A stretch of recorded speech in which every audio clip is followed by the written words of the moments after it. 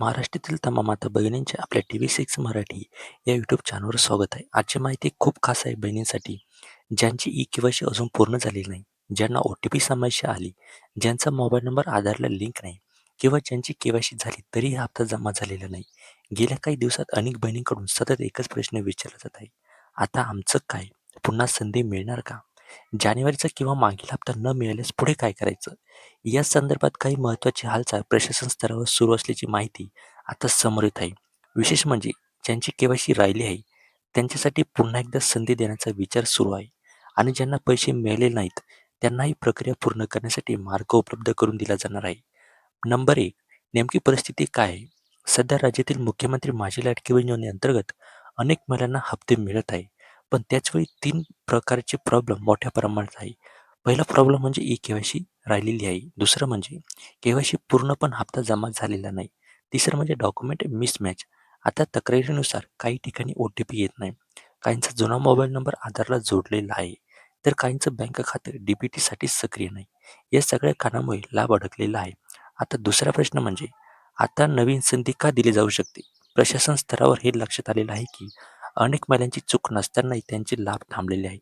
उदाहरणार्थ, गावात नेटवर्क समस्या, आधार अपडेट न केलेला, बँकेत नावाचं स्पेलिंग फरक, अर्ज करताना चुकीची माहिती भरली जाणे. म्हणून आता ई-के-वाय-सीसाठी मर्यादित कालावधीची पुन्हा संधी देण्याची तयारी असल्याचं सांगितलं जात आहे.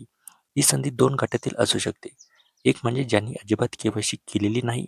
दुसरं म्हणजे ज्यांची के-वाय-सी झाली पण हप्ता आला नाही. आता तिसरा प्रश्न म्हणजे जानेवारी किंवा मागील हप्ता न मिळाल्यास काय? जर तुमच्या खात्यात जानेवारीचा किंवा मागील महिन्यांचा हप्ता जमा झाला नसेल, तर 3 गोष्टी तपासा. पहिलं म्हणजे आधार. मोबाईल लिंक आधार कार्डला सध्या वापरत असलेला मोबाईल नंबर जोडलेला आहे का? दुसरं म्हणजे बँक स्थिती. तिसरं म्हणजे नाव आणि जन्मतारीख.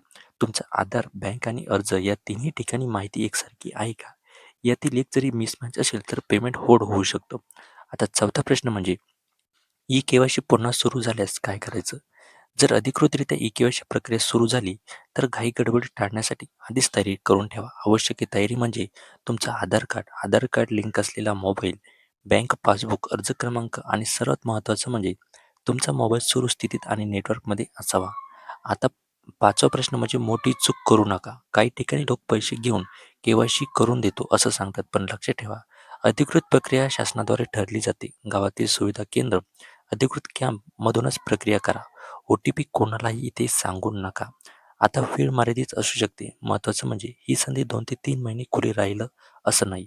कदाचित 10 ते 15 दिवसांचा कालावधी दिला जाऊ शकतो. म्हणून तयारी आधी करा. घोषणानंतरची वाट बघू नका.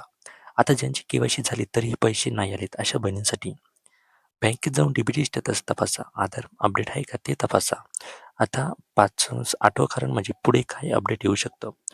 पुढील अपडेटमध्ये आपण पाहणार आहोत ई-के-वाय-सीची अधिकृत तारीख कोणत्या जिल्ह्यांमध्ये आधी सुरू होईल, मागील हप्ते एकत्र मिळू शकतात का, कोण पात्र ठरू शकतं, जसेच अधिकृत जी-आर किंवा आदेश येतील तसं स्पष्ट माहिती दिली जाणार आहे. तर तुम्हाला ही माहिती कशी वाटली ते आम्हाला कमेंटच्या माध्यमातून नक्की सांगा आणि तुमचा जिल्हा नेमका कोणता आहे ते सुद्धा आम्हाला कमेंट करून नक्की कळवा. चॅनलवर नवीन असाल तर सबस्क्राईब करा. धन्यवाद.